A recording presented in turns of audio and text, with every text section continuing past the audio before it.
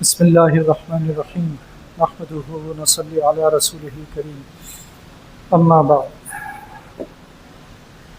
تو کل ہم نے کون سی حدیث پڑھی تھی؟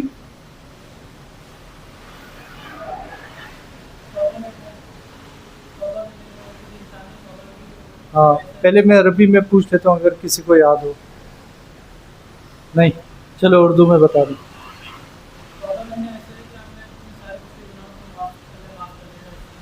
ہاں، مفہوم یہی بنتا ہے، توبہ کرنے والا ایسے ہے جیسے وہ شخص جس نے کوئی گناہ نہ کیا ہو۔ التائب من الذنب کمن لا ذنب لہ۔ تو تائب کہتے ہیں توبہ کرنے والے کو، اور ذنب کہتے ہیں گناہوں کو۔ تو اس کے علاوہ کل ہم نے یہ پڑھا تھا کہ نبی کریم صلی اللہ علیہ وسلم طائف تشریف لے گئے۔ طائف میں لوگوں نے ان کے ساتھ بہت گستاخی کا سلوک کیا، یہاں تک کہ پتھر مار مار کے زخمی کر دیا، لہو لہان کر دیا۔ اس کے بعد ایک باغ میں تشریف لے گئے نبی کریم صلی اللہ علیہ وسلم۔ باغ جو تھا وہ عتبہ اور شیبہ کا تھا۔ انہوں نے جب دیکھا، کیونکہ عربوں میں بہرحال مہمان نوازی کا اور مہمان کی عزت کرنے کا ایک روایت ہے، تو انہوں نے پھر انگور بھجوا دیے اپنے غلام کے ذریعے۔ غلام نے نبی کریم صلی اللہ علیہ وسلم سے کچھ باتیں کی تو غلام بھی مسلمان ہو گیا جب اسے پتہ چلا کہ یہ اللہ کے نبی ہیں۔ اور پھر نبی کریم وہاں سے نکلے واپس مکہ مکرمہ جانے کے لیے۔ اب یہ زخمی حالت میں وہی 75 کلومیٹر کا سفر دوبارہ کرنا ہے، تو لیکن راستے میں دو واقعات پیش آئے۔ راستے میں ایک واقعہ پیش آیا، لیکن پھر اسی سے متعلق ایک اور واقعہ اس کے 3 مہینے بعد پیش آیا۔ تو جب واپس تشریف لے جا رہے تھے تو بطن نخلہ ایک جگہ ہے، وہاں نبی کریم صلی اللہ علیہ وسلم عشاء کی نماز پڑھ رہے تھے اور سورہ رحمان کی تلاوت کر رہے تھے۔ تو وہاں پر ترکی سے جنوں کی ایک جماعت آئی، 7 جن تھے وہ۔ انہوں نے سورہ رحمان سنی تو صرف سورہ رحمان سن کر مسلمان ہو گئے اور واپس چلے گئے۔ بس یہ واقعہ ہے۔ نبی کریم صلی اللہ علیہ وسلم کو نہیں پتہ تھا کہ ایسا ہوا ہے۔ انہوں نے اپنی نماز پڑھی تھی اور نماز مکمل کر لی، لیکن پھر بعد میں آیات نازل ہو گئی سورہ احقاف کی۔ تو ان آیات کا ترجمہ یہ ہے کہ اور جب ہم جنات کی ایک جماعت کو قرآن سننے کے لیے آپ کی جانب پھیر کر لائے، جب حاضر ہوئے کہنے لگے خاموش ہو جاؤ، یعنی جب انہوں نے سورہ رحمان کی تلاوت سنی تو آپس میں ایک دوسرے کو انہوں نے کہا خاموش ہو جاؤ۔ جب پڑھ لیا گیا تو اپنی قوم کی طرف خبردار کرنے والے بن کر لوٹے، یعنی اپنی قوم کی طرف، خود تو مسلمان ہو ہی گئے لیکن اپنی قوم کو بھی خبردار کرنے کے لیے لوٹے۔ کہنے لگے اے ہماری قوم، بے شک ہم نے سنی ہے ایک کتاب جو حضرت موسیٰ علیہ السلام کے بعد نازل ہوئی، جو حق اور صراط مستقیم کا راستہ بتاتی ہے۔ اے ہماری قوم، اللہ کے داعی کی بات کو قبول کر لو۔ اللہ کا داعی کون ہے؟ داعی کسے کہتے ہیں؟ داعی کہتے ہیں دعوت دینے والے کو۔ اور دعوت دینا کے کیا معنی؟ لفظی معنی پکارنا۔ یہ جو دعا ہم کرتے ہیں، دعا بھی اسی سے نکلا ہوا کہ اللہ تعالیٰ کو پکارتے ہیں۔ تو کس کی طرف پکارنا؟ اللہ کی طرف پکارنا، جو حق اور صراط مستقیم کا راستہ بتاتی ہے۔ اے ہماری قوم، اللہ کے داعی کی بات کو قبول کر لو اور اس پر ایمان لے آؤ، اللہ تمہارے گناہوں کو بخش دیں گے اور تمہیں دردناک عذاب سے بچا لیں گے۔ تو یہ ان کی اپنی قوم کو انہوں نے دعوت دی اور پھر ان کی قوم بھی مسلمان ہوئی۔ تو 3 مہینے بعد ایک اور واقعہ جنات کی ایک اور جماعت کا پیش آیا۔ وہ واقعہ کچھ اس طرح تھا کہ نبی کریم صلی اللہ علیہ وسلم، پھر 3 ماہ کے بعد کا واقعہ یہ ہے کہ حضرت عبداللہ بن مسعود رضی اللہ عنہ کے ساتھ تھے، رات کا وقت تھا، انہوں نے ایک دائرہ کھینچا اور حضرت عبداللہ بن مسعود رضی اللہ عنہ سے فرمایا کہ اس دائرے کے اندر رہنا، اس میں سے نکلنا نہیں، اور اگر تم نکلے تو پھر مجھے نہیں دیکھ سکو گے۔ تو ظاہر نبی صلی اللہ علیہ وسلم کا حکم تھا تو وہ اس دائرے میں رہے، اور پھر نبی کریم صلی اللہ علیہ وسلم آگے چلے گئے تو پھر حضرت عبداللہ بن مسعود نے دیکھا، وہ خود فرماتے ہیں کہ ایک بہت بڑی جماعت کو دیکھا، 2000 کے قریب لوگ تھے اس میں، اور وہ کچھ نبی کریم صلی اللہ علیہ وسلم سے بات کر رہے تھے. تو انہوں نے کچھ نبی کریم صلی اللہ علیہ وسلم سے اسلام کے بارے میں پوچھا، اور پھر ثبوت مانگا کہ آپ کوئی ثبوت دیجئے کہ آپ اللہ کے نبی ہیں. تو نبی کریم صلی اللہ علیہ وسلم نے درخت کی طرف اشارہ کیا، درخت ان کی طرف چل کر آیا، اور درخت نے گواہی دی کہ یہ اللہ کے رسول ہیں. تو اس کے بعد وہ 2000 لوگ جو تھے وہ مسلمان ہو گئے. یہ 2000 لوگ جو تھے یہ اصل میں جنات تھے، اور انہی 7 جنات کی دعوت پر آئے تھے، اور پھر نبی کریم صلی اللہ علیہ وسلم سے مل کر انہوں نے اسلام قبول کر لیا. تو یہ طائف سے واپسی کے سفر پر پہلا واقعہ تھا، اور وہ تو 3 ماہ بعد کا تھا، تو اس کو ہم اس میں نبی کریم صلی اللہ علیہ وسلم مکہ واپس پہنچ چکے تھے. اچھا، جو پہلا واقعہ تھا اس کے بعد پھر جب سفر کے لیے سفر دوبارہ سے شروع کیا، تو حضرت زید بن حارثہ نے نبی کریم صلی اللہ علیہ وسلم سے کہا کہ آپ مکہ میں کیسے داخل ہوں گے؟ ان لوگوں نے تو اب پابندی لگا دی ہے، اب تو وہ آپ کو داخل نہیں ہونے دیں گے، انہوں نے لوگ مقرر کر دیے جو آپ کو روکیں گے. تو پھر نبی کریم صلی اللہ علیہ وسلم نے فرمایا کہ اللہ تعالیٰ کچھ نہ کچھ راستہ بنائیں گے. تو پھر حضور صلی اللہ علیہ وسلم نے پیغام بھیجا احنس بن شریق کی طرف. اس نے منع کر دیا، وہ ایک سردار تھا، اس نے کہا میں آپ کی کوئی مدد نہیں کر سکتا. پھر سہیل بن عمر کی طرف پیغام بھیجا، اس نے بھی منع کر دیا. اور تیسرا پیغام بھیجا مطعم بن عدی، اور مطعم بن عدی جو تھا وہ راضی ہو گیا. اس نے کہا ٹھیک ہے، میں آپ کو حفاظت کروں گا، آپ کی، میرا قبیلہ آپ کی حفاظت بھی کرے گا، آپ کو پروٹوکول بھی ملے گا. تو اس نے اپنی اولاد کو بھی، اپنے بیٹوں کو بھی مقرر کیا، اور اپنے اسی طرح اور لوگ تھے جو نبی کریم صلی اللہ علیہ وسلم کی حفاظت کرتے تھے. یعنی مکہ جب واپس تشریف لے آئے تو پھر ان کو کوئی کچھ کہہ نہیں سکتا تھا. اور جب کوئی امان دے دے، امان دے دی تھی انہوں نے، تو اب جب امان دے دے تو پھر باقی سردار بھی کچھ نہیں کر سکتے تھے. تو یہ واپسی کا واقعہ ہو گیا. اب کیونکہ نبی کریم صلی اللہ علیہ وسلم کے دل پہ بہت ہی بوجھ تھا، اتنے ایسے واقعات ہوئے تھے. کون سے واقعات ہوئے تھے جن کی وجہ سے دل بہت اداس تھا؟ طائف والا ہوا، اور ابی طالب انتقال کر گئے تھے، حضرت خدیجہ رضی اللہ عنہ، یہ سب ایک ہی سال کے واقعات ہیں. تو اتنا زیادہ دکھ تھا نبی کریم صلی اللہ علیہ وسلم کو.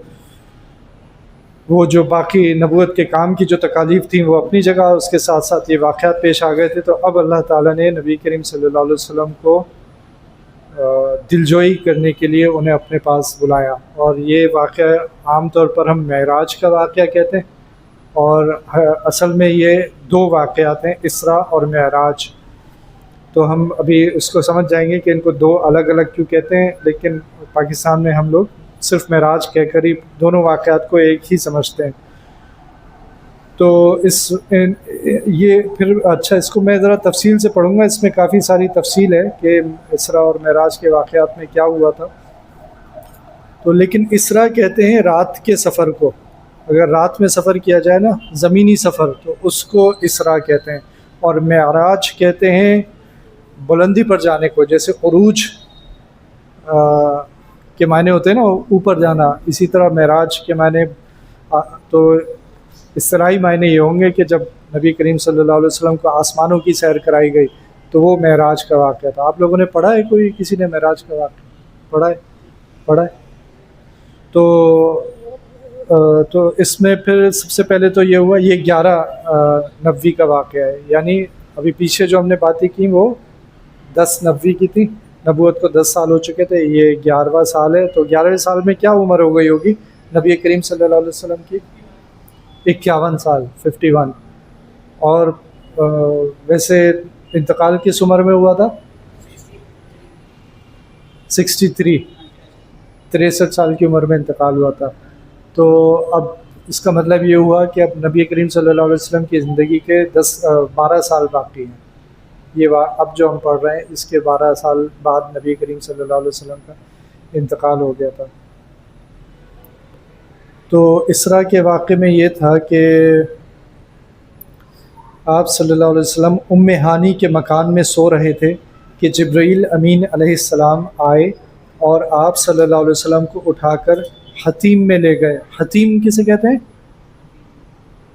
کعبے کا ایک حصہ ہے جس میں ایک گول سی دیوار بنی ہوئی ہے، جب لوگ طواف کر رہے ہوتے ہیں تو اس کے پاس سے ہو کے جاتے ہیں۔ یہ گول دیوار کے اندر کا جو حصہ ہے اس کو حتیم کہتے ہیں، اور یہ اصل جو کعبہ تھا نا اس میں یہ شامل تھا پہلے، تو یعنی ابھی تو اسکوائر فارم میں ہے نا کعبہ، پہلے ریکٹینگولر فارم میں تھا، اور یہ حتیم اس میں شامل تھا۔ وہ ایک الگ تفصیل ہے کہ پھر بعد میں کیا ہوا تھا جس کی وجہ سے حتیم پھر اس میں شامل نہیں رہا۔ تو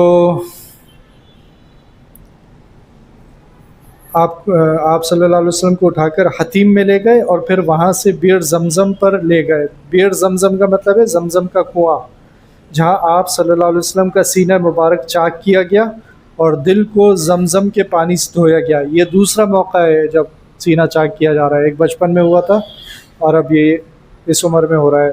کیا عمر ہے؟ 51 سال۔ اور دل کو زمزم کے پانی سے دھویا گیا، اور یہاں سے براق پر سوار ہو کر جبرائیل کے ساتھ روانہ ہوئے۔ براق ایک گھوڑا تھا، یہ خصوصی سواری تھی جو اس مقصد کے لیے اللہ تعالیٰ نے بھیجی تھی۔ اور راستے میں نبی کریم صلی اللہ علیہ وسلم کو ایک جگہ اتارا گیا، یہ کھجوروں کی زمین تھی۔ کھجوروں کی زمین کون سی ہے؟ مدینہ منورہ، وہیں کی کھجوریں کھاتے ہیں ہم، جب بھی کوئی حج پہ یا عمرے پہ جاتا ہے تو وہیں سے کھجوریں لاتے ہیں۔ آپ صلی اللہ علیہ وسلم سے کہا گیا کہ آپ یہاں اتر کر 2 رکعت نماز پڑھ لیں، پھر آپ کو یہ بتایا گیا کہ یہ وہ جگہ ہے جہاں آپ ہجرت کر کے آئیں گے۔ یہاں سے پھر سوار ہوئے اور وادی سینا تشریف لائے، جس درخت نے وادی سینا وہ جگہ ہے جہاں حضرت موسیٰ علیہ السلام نے اللہ تعالیٰ سے پہلی دفعہ کلام کیا تھا۔ ہاں، تو ماؤنٹ سینائی جس کو انگریزی میں کہتے ہیں۔ جس درخت نے حضرت موسیٰ علیہ السلام سے بات کی تھی، یہاں بھی 2 رکعت نماز پڑھی، پھر حضرت شعیب علیہ السلام کے علاقے میں اترے، یہاں بھی 2 رکعت نماز پڑھی، اور وہاں سے بیت اللحم فلسطین جہاں حضرت عیسیٰ کی پیدائش ہوئی تھی۔ بیت اللحم آج بھی بیت اللحم ہی کہلاتا ہے، انگریزی میں بیت الہم کہتے ہیں اس کو، یعنی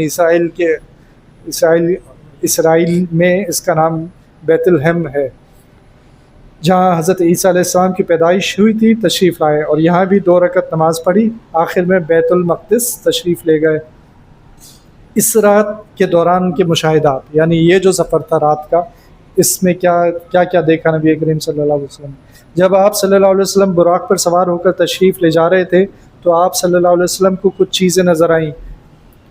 ایک بڑھیا نظر آئی جس نے آپ صلی اللہ علیہ وسلم کو اپنی جانب متوجہ کرنا چاہا۔ جبرائیل علیہ السلام نے کہا اس کی طرف بالکل توجہ نہ کریں۔ آگے گئے تو ایک بوڑھا نظر آیا جس نے متوجہ کرنا چاہا۔ جبرائیل علیہ السلام نے کہا اس کی طرف توجہ نہ کریں۔ آگے مختلف قسم کے لوگ نظر آئے جو مختلف گناہوں میں ملوث تھے، اور ان کو ان کے جرائم کے مطابق سزا دی جا رہی تھی۔ یہ غور سے سننے والی باتیں ہیں کہ وہ جرم جو آج بہت سے جرم ان میں سے عام ہیں، ان کی سزائیں کیا دی جا رہی تھی۔ کچھ لوگ نہر کے اندر تیر رہے تھے اور پتھر کھا رہے تھے، بتایا گیا یہ سود خور لوگ ہیں۔ کچھ لوگ نظر آئے جن کے ہونٹ کاٹے جا رہے تھے، یہ بے عمل قسم کے واعظ تھے۔ واعظ کون ہوتا ہے؟ جو دین کی باتیں کرتا ہے، تقریریں کرتا ہے، لیکن عمل نہیں کرتا، تو یہ ان کی مثال دی جا رہی۔ کچھ لوگ نظر آئے جن کے سامنے حلال بھی رکھا تھا اور حرام بھی، لیکن یہ لوگ حرام کھا رہے تھے۔ یہ وہ لوگ تھے جن کی حلال بیویاں تھیں لیکن پھر بھی زنا کے اندر مبتلا ہوئے۔ وہ لوگ بھی نظر آئے جو انسانوں کا گوشت کھا رہے تھے، بتایا گیا یہ غیبت کرنے والے ہیں۔ ایسے لوگ نظر آئے جن کے سروں پر بوجھ ہے، اس کو اٹھا نہیں سکتے، لیکن اور زیادہ بوجھ بڑھا رہے ہیں۔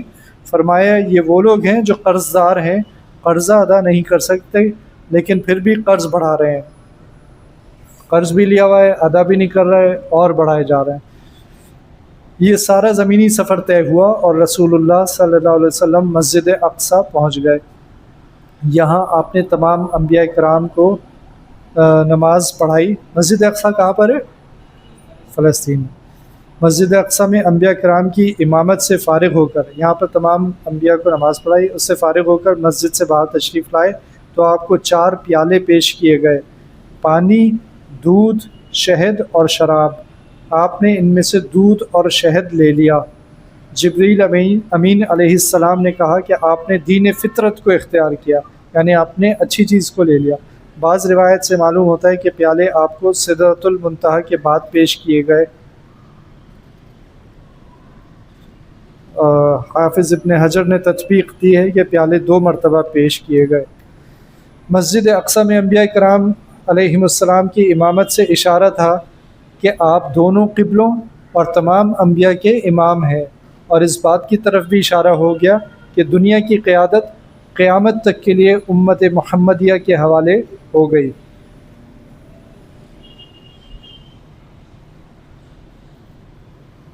اچھا، پھر معراج کا سفر۔ مسجد اقصی سے آپ صلی اللہ علیہ وسلم ایک روایت کے مطابق اسی براق پر، یعنی وہ گھوڑا جو تھا، اور ایک روایت کے مطابق سیڑھی کے ذریعے حضرت جبرائیل علیہ السلام اور دوسرے ملائکہ کے ساتھ آسمانوں کی سیر پر تشریف لے گئے۔ پہلے آسمان پر پہنچے، دروازہ کھٹکھٹایا گیا، پوچھا گیا کون؟ بتایا گیا محمد صلی اللہ علیہ وسلم۔ کہا گیا خود آئے یا بلایا گیا؟ کہا گیا بلایا گیا ہے۔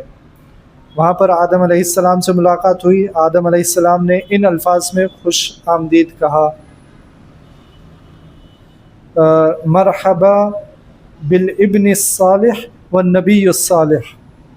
دوسرے آسمان پر عیسیٰ اور یحییٰ علیہ السلام، تیسرے آسمان پر یوسف علیہ السلام، چوتھے آسمان پر ادریس علیہ السلام، پانچویں پر ہارون علیہ السلام، چھٹے پر موسیٰ علیہ السلام، اور ساتویں آسمان پر ابراہیم علیہ السلام سے ملاقاتیں ہوئیں۔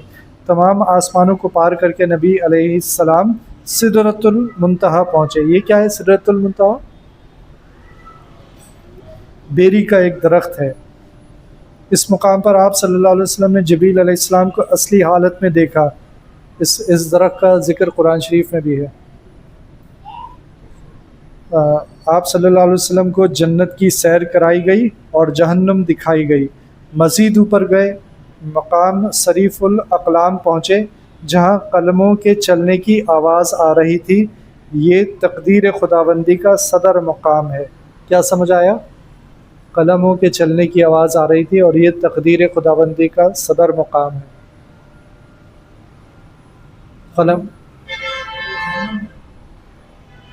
قلم کس لیے چل رہے ہوں گے؟ تقدیر، آگے یہ بھی بات ہو رہی ہے نا کہ تقدیر خداوندی کا صدر مقام ہے۔ تو تقدیر کس کو کہتے ہیں؟ ہر کسی کی زندگی کے بارے میں کہ ڈیسٹنی۔ ہاں،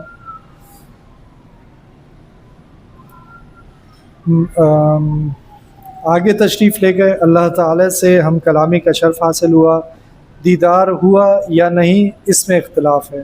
حضرت عبداللہ بن عباس رضی اللہ عنہ دیدار کے قائل ہیں، اور حضرت عبداللہ بن مسعود اور حضرت عائشہ رضی اللہ عنہ قائل نہیں ہیں۔ اس موقع پر اللہ تعالیٰ نے 3 انعامات عطا فرمائے۔ یعنی وہ کیا انعامات تھے کچھ پتہ ہے؟ 50 نمازیں، سورۃ البقرہ کی آخری 10 آیتیں، تیسرا یہ کہ جو آدمی شرک نہ کرے تو اللہ اس کے کبیرہ گناہوں کی بخشش فرما دیں گے۔ اللہ اس کے کبیرہ گناہوں کی بخشش فرما دیں گے۔ تو اب 50 نمازیں لکھا ہے یہاں، لیکن ہم تو 5 پڑھتے ہیں۔ ہاں، جب واپس آئے راستے میں حضرت موسیٰ علیہ السلام ملے، انہوں نے کہا یہ آپ کی امت پہ بھاری ہو جائیں گی، آپ واپس جائیے اور کم کرائیے۔ اس طرح 3-4 چکر لگے اور پھر 5 ہو گئیں، تو پھر حضرت موسیٰ علیہ السلام نے کہا یہ بھی بھاری ہوں گی، اور ایسا ہی ہے نا، یہ 5 بھی بھاری ہیں ہم پر۔ ہاں، آج مسجدیں اس لیے خالی ہیں کہ یہ 5 بھی ہمارے اوپر بھاری ہو گئیں۔ تو لیکن نبی کریم صلی اللہ علیہ وسلم نے فرمایا کہ اب مجھے جاتے ہوئے شرم آتی ہے۔ تو یہ 5 کا، لیکن جو کیونکہ اللہ تعالیٰ نے شروع میں 50 فرض کی تھی اور انہیں کم کر کے 5 کر دیا، اس کا مطلب یہ نہیں تھا کہ اللہ تعالیٰ 50 کو اب 5 گنیں گے، بلکہ 50 کو 50 ہی گنیں گے، یعنی 5 نمازیں پڑھنے کا ثواب 50 کا ہی ملے گا۔ واپسی پر موسیٰ علیہ السلام سے ملاقات ہوئی. انہوں نے پوچھا کہ کیا عطیہ ملا؟ بتایا 50 نمازیں ہیں. انہوں نے اس میں کمی کی درخواست کا مشورہ دیا. رسول اللہ صلی اللہ علیہ وسلم نے بار بار درخواست کی اور ہر بار 5 نمازیں کم ہوئیں. ہوتے ہوتے آخر میں 5 نمازیں رہ گئیں اور اعلان ہوا کہ ثواب 50 نمازوں کا ہی ملے گا. معراج سے واپسی پر آپ صلی اللہ علیہ وسلم واپس مسجد اقصیٰ تشریف لائے اور وہاں سے براق کے ذریعے فجر سے قبل مکہ مکرمہ تشریف لے گئے. تو اب یہ واقعہ ایسا تھا کہ اگر آج آپ کسی کو بتائیں گے جو مسلمان نہ ہو تو وہ تو یقین نہیں کرے گا کہ ایسا ہوا ہوگا، نہیں کرے گا نا. تو اس کی ہم کیا دلیل دے سکتے ہیں؟ جواب میں کیا کہیں گے؟ کیسے یقین دلائیں گے اس کو؟ میں ایک مثال دیتا ہوں. ایک صاحب نے ایک بزرگ سے پوچھا کہ یہ قیامت میں ہماری زبان تو چلیں ہمارے خلاف بولے گی لیکن ہمارے ہاتھ پیر بھی ہمارے خلاف بولیں گے. یہ بات سمجھ میں نہیں آتی. ہاتھ پیر ہمارے خلاف، جس عضو نے جسم کے جس حصے نے گناہ کیا ہوگا وہی حصہ ہمارے خلاف گواہی دے گا. تو اب یہ تو ہمیں سمجھ آتا ہے کہ زبان بولے گی، لیکن تو یہ سوال انہوں نے پوچھا تھا. اس کا جواب کیا ہو سکتا ہے؟ اس کا بہت آسان جواب ہے. اس کا جواب یہ ہے کہ یہ زبان بھی تو جسم کا ایک ٹکڑا ہی ہے. یہ کیسے بول لیتا ہے؟ اس کو ہم اگر ہم نے اس کو دیکھا نہیں ہوتا کبھی بولتے ہوئے یا ہمارا اپنا تجربہ نہیں ہوتا تو ہم مان سکتے تھے کہ یہ جسم کا ایک ٹکڑا ہے، یہ بول بھی سکتا ہے. تو وہ تو ہم ایک چیز کو ساری زندگی دیکھا تو ہم اس پہ سوال نہیں کرتے، ورنہ سوال تو اس پہ بھی بنتا ہے. تو اس طرح اللہ تعالیٰ کی قدرت کی تو بہت ساری نشانیاں ہیں جو عقل میں نہیں آنی چاہیے، سمجھ نہیں آنی چاہیے. وہ ہم روزانہ دیکھتے رہتے ہیں تو ان پر ہم سوال نہیں اٹھاتے.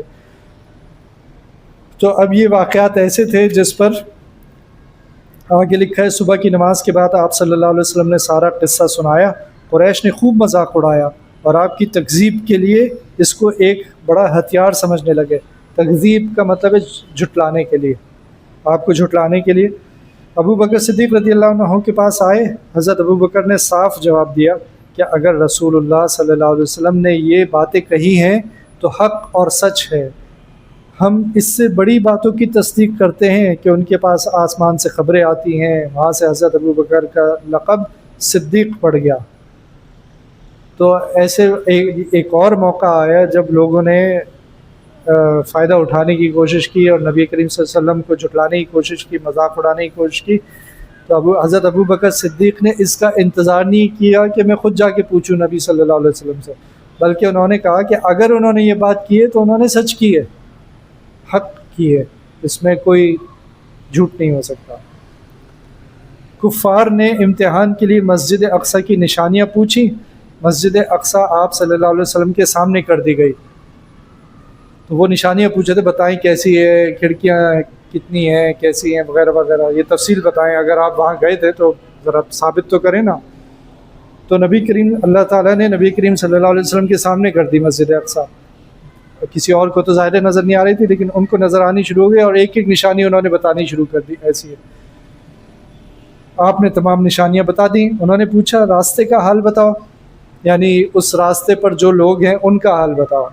سفر کر رہے ہوں گے نا لوگ مکہ سے مسجد اقصیٰ کی طرف یا وہاں سے واپس آ رہے ہوں گے. تو آپ نے بتایا کہ ایک قافلہ آ رہا تھا، ان کا ایک اونٹ گم ہو گیا تھا. مدینے سے وہ قافلہ آئے گا اور ایک سرخ اونٹ اس کے آگے آگے ہوگا. چنانچہ جب وہ قافلہ پہنچا تو واقعی اسی کیفیت کے ساتھ تھا. یعنی اب جب انہیں مسجد اقصیٰ کے بھی ثبوت دے دیا اور وہ یقیناً حیران ہو گئے ہوں گے کہ یہ تو سب صحیح صحیح بتا رہے ہیں. تو پھر انہوں نے پوچھا کہ وہاں سے جو سفر کر کے آ رہے ہیں ان کے بارے میں کچھ بتائیں. تو پھر ایک قافلے کا ذکر کیا کہ ان کا ایک اونٹ گم ہو گیا تھا، اب وہ مدینے کے راستے سے آ رہا ہے اور ایک سرخ اونٹ اس کے آگے. پھر وہ قافلہ پہنچا تو ایسا ہی تھا. تو یہ بھی ثابت ہو گیا. تو یہ تھا اسراء اور معراج کا واقعہ. اور اب جو ہے اب ہم نے کبھی سوال کیا اپنے آپ سے کہ مدینہ منورہ میں اسلام پہنچا کیسے؟ ہاں، ہجرت سے پہلے پہنچ گیا تھا اسلام. نہیں سوچا نا. تو ایسا تھا جو پہلے ہم نے ذکر کیا تھا نا، حج کے لیے لوگ آتے تھے، تو اسی طرح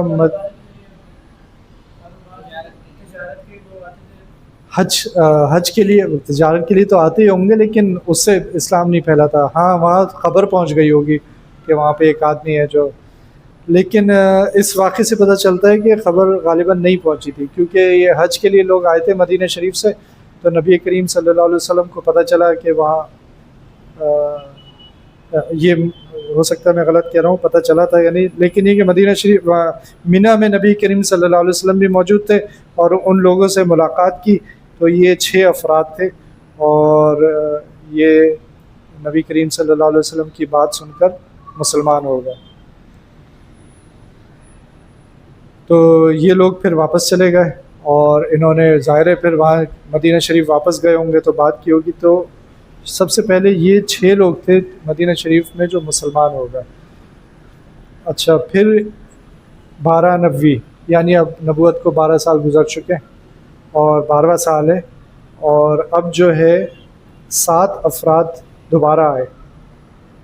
وہ 6 تو الگ تھے، اب 7 افراد آئے مدینہ شریف سے اور نبی کریم صلی اللہ علیہ وسلم کے ہاتھ پہ اسلام قبول کرنے کی نیت سے مسلمان ہو گئے. اور پھر انہوں نے کہا کہ ہمارے پاس کسی معلم کو بھیج دیجئے، یعنی کسی ٹیچر کو بھیج دیجئے جو ہمیں اسلام کی تعلیمات دے، ہمیں عبادات سکھا دے سب. اچھا اس میں ایک بات رہ گئی کہ آپ لوگوں نے نوٹ کیا نماز کب فرض ہوئی ہے؟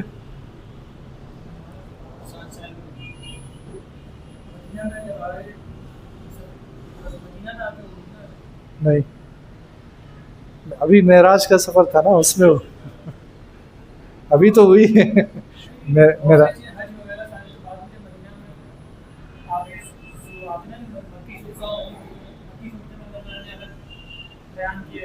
ہاں لیکن میں نماز کا پوچھ رہا ہوں نا، تو نماز جو ہے وہ 11ویں سال میں، ابھی ہجرت نہیں ہوئی تھی، 11ویں سال میں فرض ہوئی، معراج کے واقعے میں فرض ہوئی. تو نماز اس سے پہلے بھی پڑھی جاتی تھی، لیکن فرض جو ہوئی ہے وہ معراج کے واقعے کے بعد ہوئی ہے. تو یہ بھی نوٹ کر لیجیے گا کہ نبی کریم صلی اللہ علیہ وسلم نے اتنی محنت کی ہے، اتنے سالوں تک محنت کی ہے، 11 سال لگا دیے، تب اللہ سبحانہ و تعالیٰ نے احکامات نازل کرنے شروع کیے. اس میں حکمت کیا تھی؟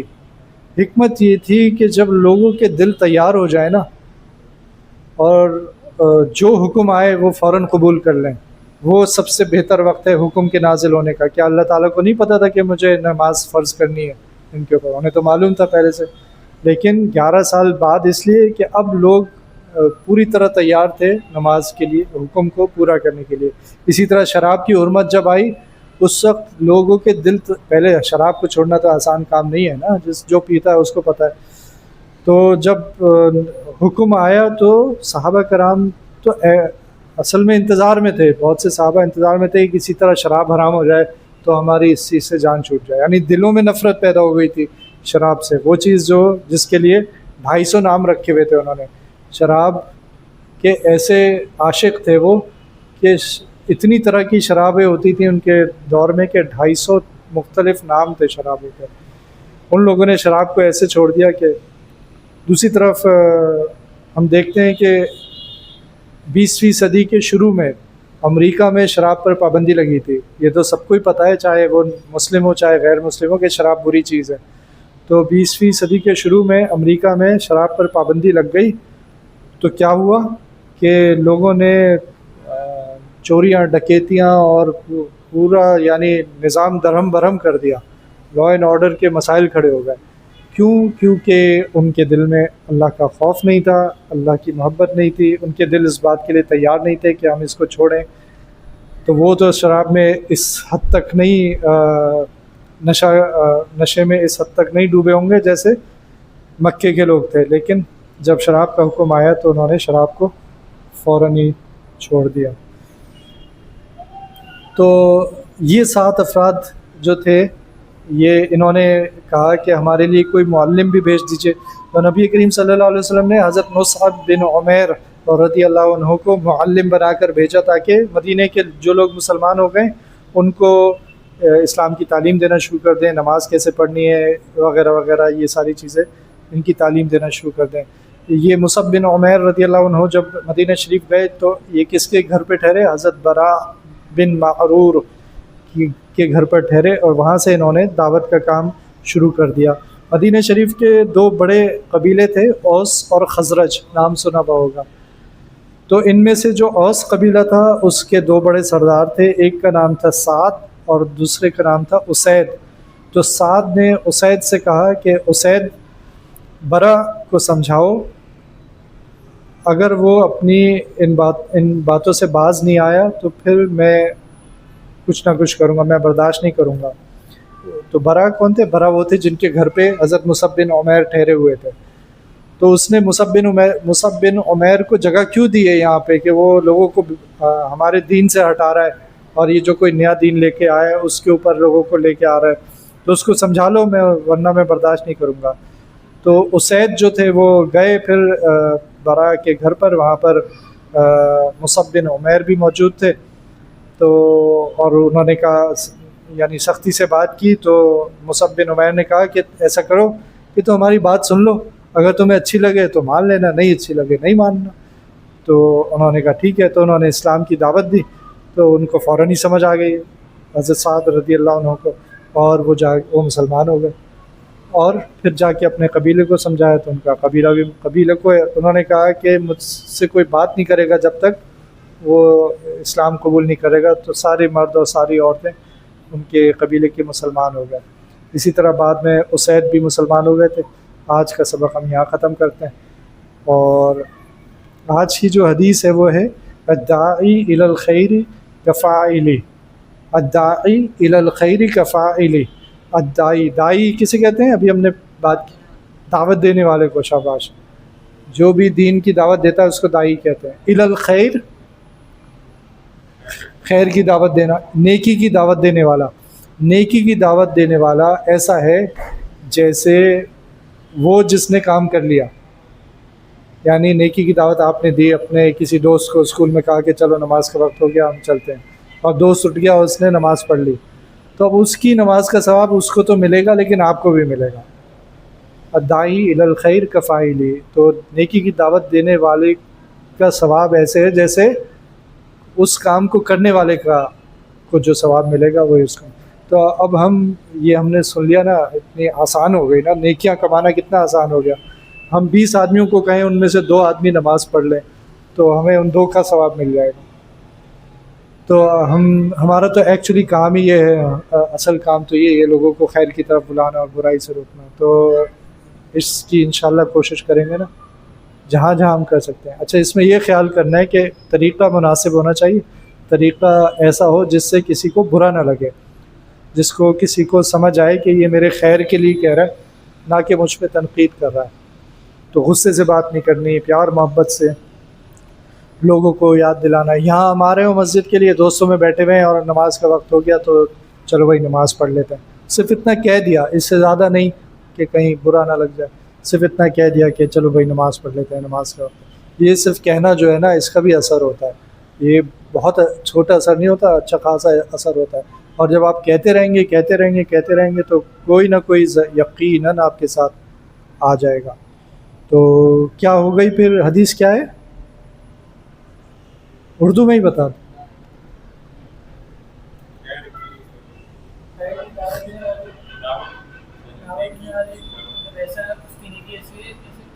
کرنے والے کی نہیں، شاباش۔ تو کوشش کر لیا کریں کہ عربی میں بھی یاد کر لیں۔ ابھی ذہن آپ کا، میری عمر کیا ہوگی،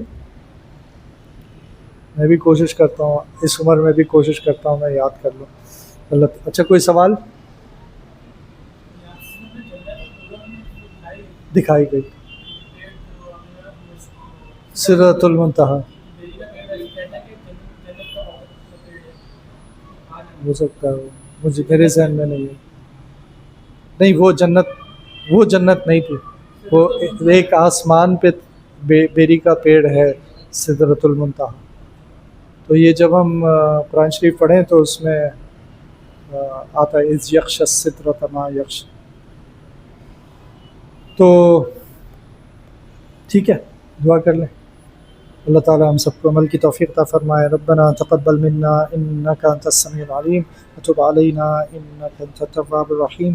وصلى الله تعالى على خير خلقه محمد وعلى آله واصحابه اجمعين. آمين برحمتك يا